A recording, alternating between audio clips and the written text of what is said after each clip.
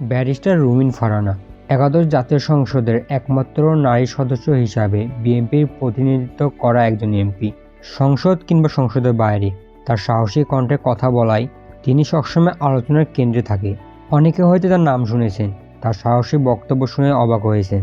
তাতে জানতে ইচ্ছে করে কে সে নারী যার কণ্ঠে মানবতার জয়গান।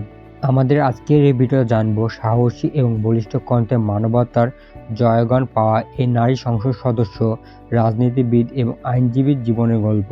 সেই সাথে তার জীবনের নানান অজানা তথ্য সম্পর্কে এই ভিডিও জানাবো। তো ভিডিওটি স্কিপ না করে প্রথম থেকে শেষ পর্যন্ত দেখতে থাকুন। রুমিন ফারহানা জন্মগ্রহণ করেন 1981 সালে 9 আগস্ট ব্রাহ্মণবাড়িয়া জেলায় বিজয়নগর উপজেলায় ইসলামীপুরে। তার পিতার নাম আলী আহাদ। তিনি ছিলেন বাংলাদেশি রাজনীতিবিদ এবং স্বাধীনতা পুরস্কার বিজয়ী ভাষা সৈনিক, এবং মাতার নাম রাশেদা বেগম। রুমিন ফারহানা শিক্ষাজীবন বলতে, রুমিন ফারহানা হলি ক্রস স্কুল থেকে মাধ্যমিক এবং ভিকারুন্নেসা নূর স্কুল অ্যান্ড কলেজ থেকে উচ্চ মাধ্যমিক সম্পন্ন করেন। পরবর্তীতে তিনি লন্ডন বিশ্ববিদ্যালয় থেকে আইন বিভাগে স্নাতক সম্পন্ন করেন এবং যুক্তরাজ্যের লিঙ্কনস ইন থেকে ব্যারিস্টারি ডিগ্রি অর্জন করেন। পরবর্তীতে তিনি ঢাকা আইনজীবী সমিতির সদস্যপদ লাভ করেন। তিনি আইনজীবী এবং রাজনীতির পাশাপাশি বাংলাদেশের লেখক এবং সাংবাদিক হিসেবে পরিচিত। বর্তমানে তিনি বাংলাদেশের সুপ্রিম কোর্টের উচ্চ আদালত বিভাগের আইনজীবী। এছাড়াও তিনি দৈনিক ইত্তেফাক পত্রিকার প্রকাশক এবং সম্পাদক। রুমিন ফারহানা নিজের পরিবার থেকে রাজনৈতিক দক্ষতা পান। তার পিতা আলী আহাদ ভাষা আন্দোলনের 144 ধারা ভাঙনের নায়ক। তিনি 1971 সালের মুক্তিযুদ্ধের অন্যতম সংগঠক। এছাড়া তার বাবা আওয়ামী লীগের সাংগঠনিক সম্পাদক ছিলেন। রুমিন ফারহানা তার বাবার হাত ধরে রাজনীতিতে আসেন। 2019 সালের 28 মে বাংলাদেশের জাতীয়তাবাদী দল বিএনপি থেকে মনোনয়ন পেয়ে নারী আসন থেকে বিনা প্রতিদ্বন্দ্বিতায় প্রথমবারের মতো সংসদ সদস্য নির্বাচিত হন। রুমিন ফারহানা বর্তমান বিএনপির কেন্দ্রীয় আন্তর্জাতিক বিষয়ক সম্পাদক। একাদশ জাতীয় সংসদের নির্বাচনে বিএনপির একমাত্র নারী সদস্য হিসাবে জাতীয় সংসদে প্রতিনিধিত্ব করছেন তিনি। ব্যক্তিগত জীবনে রুমিন ফারহানা অবিবাহিত। চিরকুমারী রুমিন ফারহানা বিয়ে না করার কারণে এ সম্পর্কে চ্যানেল আর একটি অনুষ্ঠানে বলেন, বিয়ে করার জন্য পছন্দ পাত্র পাচ্ছি না, তাই 41 বছর এসেও বিয়ে করিনি। তবে সাম্প্রতিক সময় রুমিন ফারহানার সাথে একটি ব্যক্তির অন্তরঙ্গ ছবি সোশ্যাল মিডিয়াতে ভাইরাল হচ্ছে, কিন্তু এই মেয়েটি যে রুমিন ফারহানা তা বিষয়ে সন্দেহ রয়েছে। শুরু থেকে তিনি আওয়ামী লীগের শাসনের বিরুদ্ধে প্রতিবাদী কণ্ঠস্বর।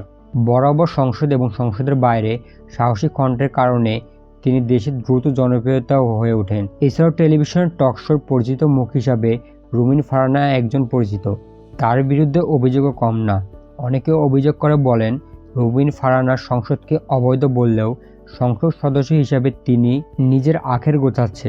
2019 সালে রুমিন ফারহানা সরকারের কাছ থেকে চাওয়া ঢাকার পূর্বাঞ্চলের 10 কাঠা প্লটের বরাদ্দ চেয়েছিলেন। সংসদের যে কোনো সদস্য এই ধরনের বরাদ্দের জন্য আবেদন করতে পারবেন, কিন্তু সেটা দোষের কিছু না। সারা দিন রাত সরকারের বিরুদ্ধে কথা বলে আবার সেই সরকারের কাছ থেকে ফ্ল্যাট চাওয়া দর্শকরা আপনারা কিভাবে দেখবেন? পরবর্তীতে রুমিন ফারহানা বলেন যে তার আবেদনটি মন্ত্রণালয় থেকে ইচ্ছাকৃতভাবে ফাঁস করা হয়েছে, যে কারণে রুমিন ফারহানা অনেক ট্রোলের শিকার হন। সরকারি প্লটের আবেদনের বিষয়টি প্রকাশ হওয়ার পর কয়েকদিন ধরে বিএনপির বাইরে এবং ভিতরে নানা সমালোচনা ঝড় ওঠে। লালমাটিয়া তার নিজের ফ্ল্যাট থাকা সত্ত্বেও পূর্বাঞ্চলের প্লট চেয়ে আবেদন করেছিলেন তিনি। মানুষ তাকে ভণ্ড বলতে শুরু করে। ওই আবেদনটি পাশ হওয়ার দুদিনের মধ্যে গৃহায়ন এবং গণপূর্ত মন্ত্রণালয়ে 10 কাঠা প্লট চেয়ে করা আবেদনপত্রটি প্রত্যাহার করেন তিনি।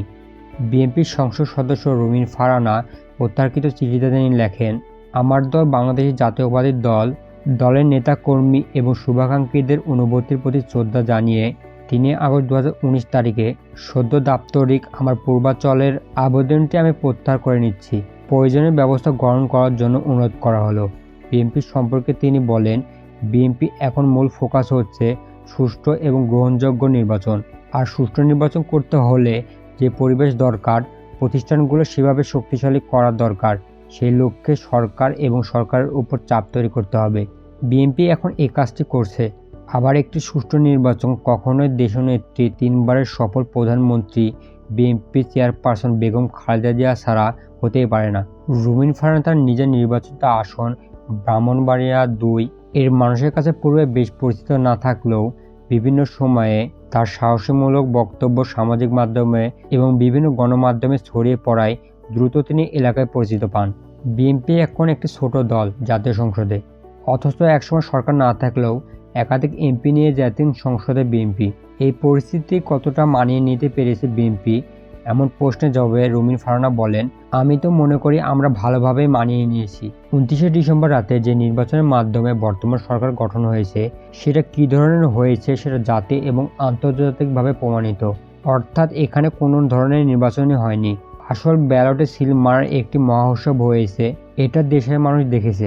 আপনি সুজনের রিপোর্ট দেখেন, আপনি টিআইবির রিপোর্ট দেখেন, আপনি বিদেশি গণমাধ্যমের রিপোর্ট দেখেন, পর্যবেক্ষণ করেন এবং রিপোর্টগুলো দেখেন।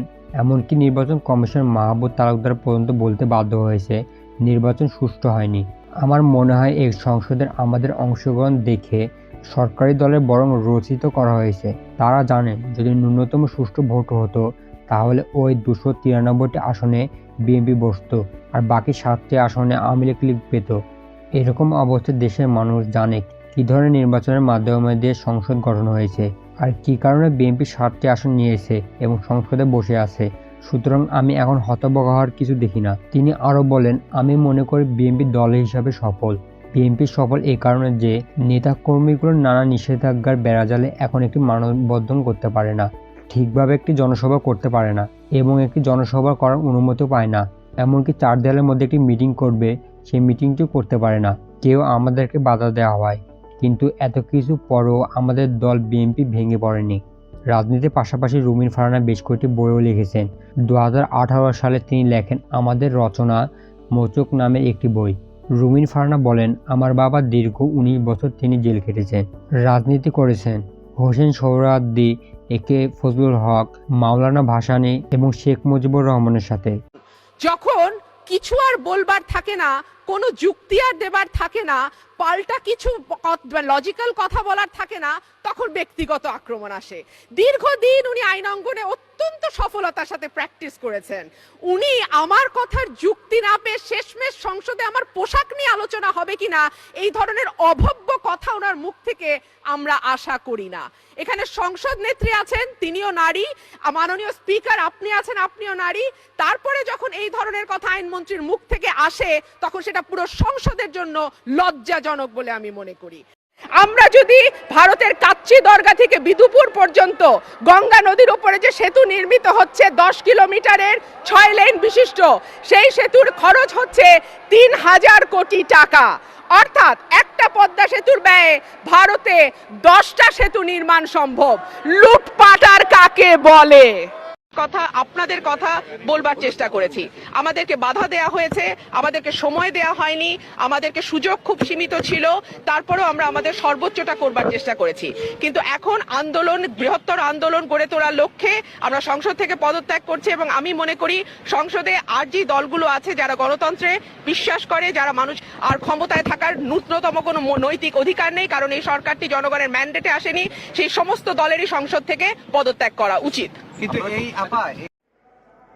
আজকে সংসদে আমার প্রথম দিন। যে কোনো রাজনীতিবিদের মতোই সংসদে আসা, সংসদে দেশের কথা, মানুষের কথা বলা আমার স্বপ্ন ছিল। কিন্তু আমার দুর্ভাগ্য, আমি এমন একটি সংসদে প্রতিনিধিত্ব করছি যে সংসদটি জনগণের ভোটে নির্বাচিত নয়।